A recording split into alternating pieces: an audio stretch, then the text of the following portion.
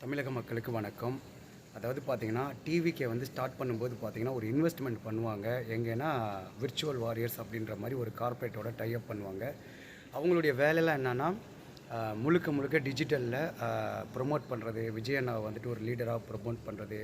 அதே மாரி பார்த்தீங்கன்னா, மத்த அரசியல் கட்சிகள பத்தி ட்ரோல் பண்ணுறது. இந்த மாரி பல விஷயங்கள் பண்ணி என்ன பண்ணாங்கன்னா, உங்கள் மொபைல், அதாவது உங்கள் கையில் இருக்கிற மொபைல் மூலமாக யார் கெட்டவன் யார் நல்லவன் அப்படின்ற ஒரு விஷயத்தை கிளியராக பண்ணாங்க.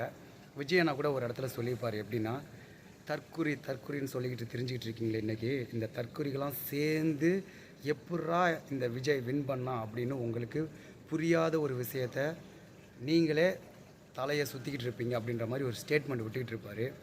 அது இன்றைக்கி வந்து சிங்க் ஆகுது. எப்படின்னா, இவங்க எல்லா கட்சிகளை பற்றியும் என்ன பண்ணியிருக்காங்க, ட்ரோல் பண்ணியிருக்காங்க, டம்ப் பண்ணியிருக்காங்க. அதை நம்ம கிட்ட என்ன பண்ணியிருக்காங்க, விதைச்சிருக்காங்க. இப்படி தான் விதைச்சிட்டு இன்றைக்கி வின் பண்ணிட்டாங்க. வின் பண்ண பிறகும் இன்றைக்கி என்னென்னா, டிவிக்கேவையோ இல்லை அவங்க கட்சி எடுக்கக்கூடிய சில விஷயத்தை வந்துட்டு அதை வந்து தட்டி கேட்டால், டிஜிட்டலில் தட்டி கேட்டால் என்ன பண்ணுறாங்கன்னா, அந்த ஐடியெலாம் ஃபேக் ஐடின்னு சொல்லிவிட்டு என்ன பண்ணிடுறாங்க, பேன் பண்ணுறாங்க. சரிங்களா? இது எதுக்குன்னு சொல்கிறாங்கன்னா, இது வந்து தமிழ்நாட்டில் ஒரு அமைதியை வந்து சீர்குலைக்கும் அப்படின்னு சொல்லி இந்த சட்டத்தை நாங்கள் எடுத்து வர்றோம் அப்படின்றாங்க. இது எந்த வகையில் சரியான விஷயம்? நீங்கள் வந்து கட்சி ஆரம்பிக்கும்போது நீங்கள் ஒரு விர்ச்சுவல் வாரியர்ஸுக்காக ஒரு பெரிய அளவில் ஒரு 3000 கோடிக்கு மேலே இன்வெஸ்ட் பண்ணியிருக்கீங்க. அந்த டயத்தில் இன்வெஸ்ட் பண்ணி பல கட்சிகளை வந்துட்டு ட்ரோல் பண்ணி எல்லாம் பண்ணி உங்களை ஹைக் பண்ணி இன்றைக்கி மக்கள்கிட்ட, இளைஞர்கள்கிட்ட என்ன பண்ணிட்டீங்க, ஓட்டு வாங்கி இன்றைக்கி வின் பண்ணிட்டீங்க. வின் பண்ணிட்டு வந்த பிறகும் உங்களுடைய நடைமுறைகளை பற்றியும் உங்களுடைய கட்சியை பற்றியும் நீங்கள் எடுக்கிற முடிவுகளை பற்றியும் நாங்கள் வந்துட்டு சொன்னால் அதுக்கு பேர் வந்து அமைதியை சீர்குலைக்கும் அப்படின்னு சொல்லிட்டு அவங்களுடைய உண்மையான ஐடியை நீங்கள் பேன் பண்ணுறீங்க. நீங்கள் பல போலி ஐடியில் என்ன பண்ணியிருக்கீங்க, இந்த விஷயத்தை பண்ணியிருக்கீங்க. ஆனால் இன்றைக்கி உண்மையான ஐடியை நீங்கள் பேன் பண்ணுறீங்க. இது சரியான விஷயமா?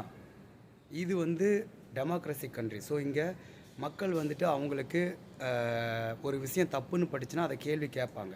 அதுக்கு நீங்கள் என்ன பண்ணணும், பதில் சொல்லணும். அதுக்கு பதிலாக இந்த மாதிரி நீங்கள் ஒரு நகர்வை எடுத்தீங்கன்னா அது வந்து உங்களுக்கும் திராவிட மாடல் ஆட்சிக்கும் ஒரு வித்தியாசமும் இல்லை.